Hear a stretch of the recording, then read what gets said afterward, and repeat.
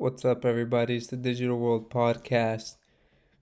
Here we see what happens to stock prices when the Fed pivots. Historically, they crash even more.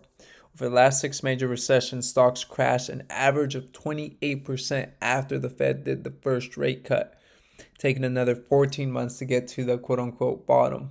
So, when the Fed pivots, the stocks crash 50%, and this happened uh, in August of 2007, and you see the bottom 18 months later. Dot-com bubble was 38%. You saw the bottom 21 months after the pivot. And down you go, down you go, down you go. And you see what happens when this is the case. Okay, so as we reach this next Fed meeting, let's keep an eye. They don't have to necessarily stop rates. They can have smaller increases, and the markets might take that as a pivot. So something to keep an eye on. Uh, Things are about to get very, very interesting. Here you see, check out what happened in the GFC. Fed pivot in August of 2007. People thought markets would be saved. Then S&P proceeded to crash 50%. And then home prices crashed by 24%, bottoming in early 2012. Okay, so here you have that important chart to look at. The Fed pivot equals more unemployment. Okay, unemployment peak was October 2009, and that was 26 months after the pivot. So your average is 24 months for the peak in unemployment. That's about 2 years. So once this recession gets going, there's no stopping it. Now, there's a lot at stake right now. A lot of what's happening has to do with energy prices. Energy prices are causing um, a lot of sectors to be affected. Okay, and it's not just one thing. There are multiple things at play here. So, take a look at this. 50 years. There have been a lot of Lehman comparisons made in recent weeks and months with regards to the fallout from the energy crisis. You are the only Wall Street CEO who is around to navigate the global financial crisis. How worried are you about Europe this winter, given everything that's going on in Ukraine and with the energy supply? Well, I think we're getting energy completely wrong, which is, ever since this war started, you've known that Europe was going to have a problem, and that it was pretty predictable that Putin was going to cut off some gas and certain oil, and oil price would go up. And by the way, for the climate folks here, it's made the climate worse because people had this bad assumption that high oil prices and gas prices will reduce consumption, reduce CO2. No, poor nations, India, China, Indonesia, Philippines, Vietnam, are turning back on coal plants, as are rich nations called Germany, Netherlands, France.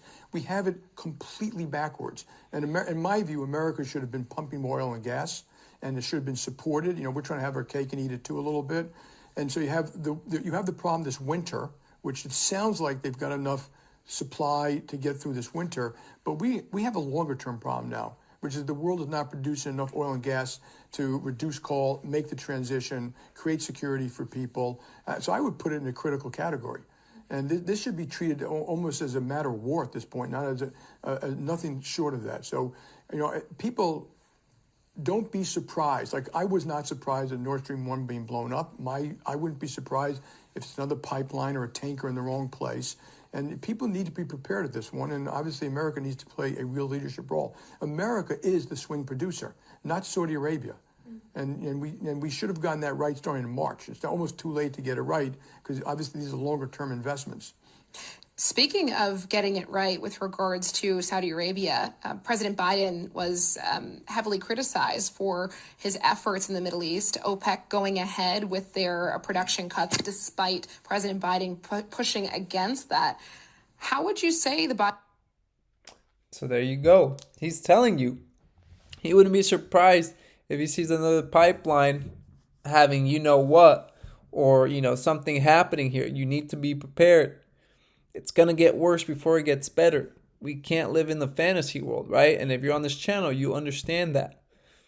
I mean, and look at this. This is in France, what the fuel crisis is doing to people.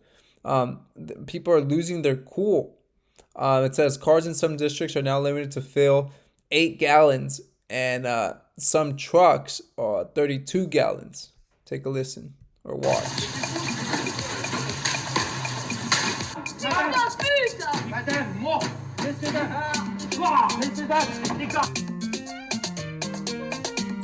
And this music is just like kind of funny considering the circumstances.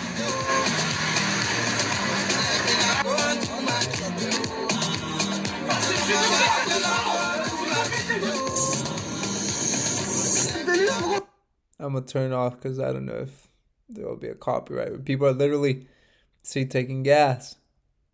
There's long lines. I've shown you the long lines.